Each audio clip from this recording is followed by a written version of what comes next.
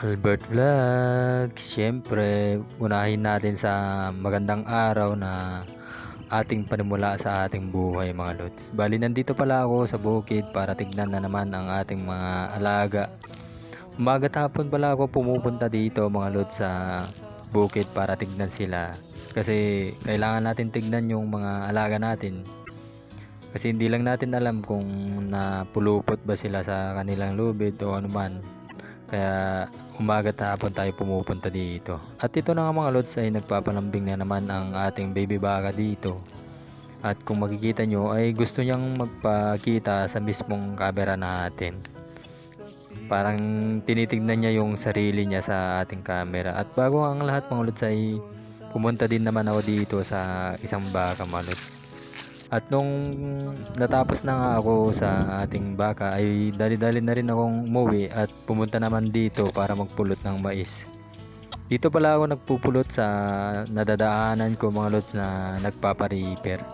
Bari dalawang sako pala yung sinasama ko lagi na paglagyan natin. Kung sakaling marami ay jackpot naman. Pero minsan kasi wala din naman nakukuha dahil sa wala din naman masyadong natumba na mais, kaya konti lang yung nakukuha natin dito. At kung may magsabi sa iyo na cute ka, eh kung wala pa, wala na tayong magagawa. At dali-dali ko nang binubuhat yung ating maisan dyan at gusto ko nang umuwi sana, kaso may nakikita pa ako na paisa-isa dito. Sayang din naman to kasi kailangan din natin ng sideline para sa at para din may extra income tayo habang nagtatrabaho. Ay ganito yung ginagawa natin mga lods, habang may mais pa na nare-repair ay kinakailangan natin ng sipag naman mga lods, kasi hindi lang naman yung priority natin lagi yung trabaho, yung pag-vlog, kasi kailangan din natin ng diskarte para sa ating buhay na kung saan ay mabubuhay natin ang ating binuong mga pamilya.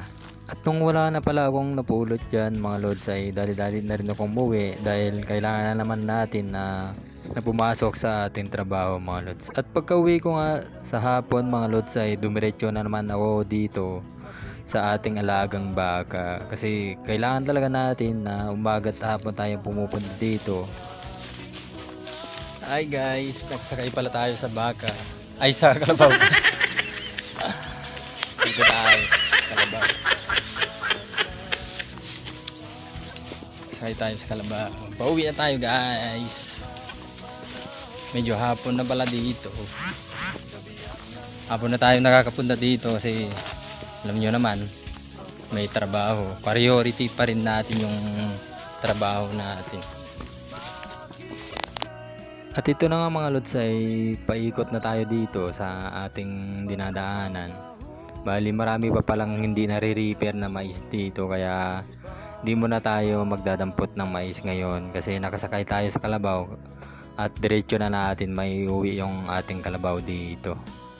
At kung makikita nyo mga lods ay medyo malayo-layo din yung ating nilalakad dito. Bali umaga't hapon pala tayo pumupunta dito sa bukid kasi para tignan yung ating mga alaga kung maayos ba yung kalagayan nila. At para na din kasi parang pamilya natin yung alaga natin kasi lagi natin nakakasama. At paano ba yan mga lods? Bukas na lang ulit. Thanks for watching mga lods. Bye bye.